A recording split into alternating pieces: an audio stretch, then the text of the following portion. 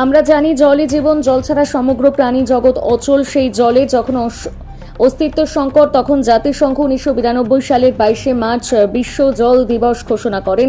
এর ঠিক পরের বছর 1993 সালে প্রথম বাৎসরিকভাবে জল দিবস পালন হয়। সেই থেকে প্রতি বছর জল দিবস পালিত হয়ে আসছে। জলের গুরুত্ব, প্রয়োজনীয়তা এবং এটা রক্ষা করার উদ্দেশ্যে বারমাংরাজপুর প্রাথমিক বিদ্যালয়ের উদ্যোগে দুদিনব্যাপী অনুষ্ঠিত আইটিসি সুনহেরা কাল এবং জল জীবন মিশনের সহযোগিতায় জল সংরক্ষণ, জল অপচয় রোধ, কমিউনিটি সচেতনতা শিবির, র্যালি, কালী পুজোর প্যান্ডেল, পোস্টার এবং বিদ্যালয়ের ড্রয়িং কম্পিটিশনের মাধ্যমে দিনটি উদযাপন করা হয়। বিদ্যালয়ের প্রধান শিক্ষক রাজদূত সামন্ত বলেন, আমরা প্রতি বছর এই দিবসটি অত্যন্ত গুরুত্বের সঙ্গে পালন করে আসছি। এই বছর দুদিনব্যাপী অনুষ্ঠানে আইটিসি সুনহেরা কাল ও পশ্চিমবঙ্গ সরকারের জল জীবন মিশনের সহায়তায় অত্যন্ত সফলভাবে করতে পেরে খুবই আশার আলো দেখতে পাচ্ছি।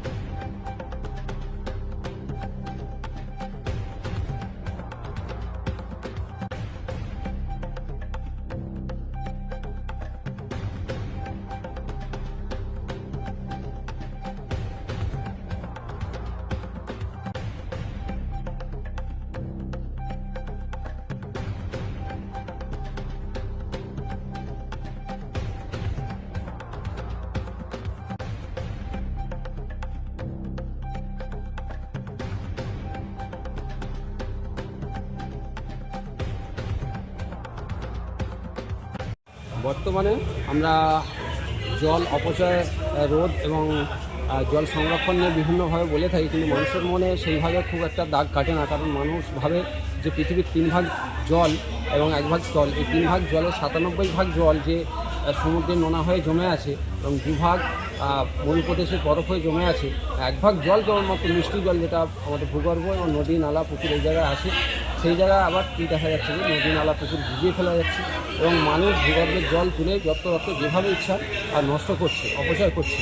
তো এইটা আজকে সমাজে যদি আমরা শিক্ষিত সম্প্রদায় এবং স্কুল শিক্ষক এবং বিদ্যালয়ের ছাত্রছাত্রীদের নিয়ে যদি অ্যাওয়ারনেস প্রোগ্রাম না করি, তাহলে কিন্তু আগামী দিনে আমাদের কাছে সমূহ বিপদ।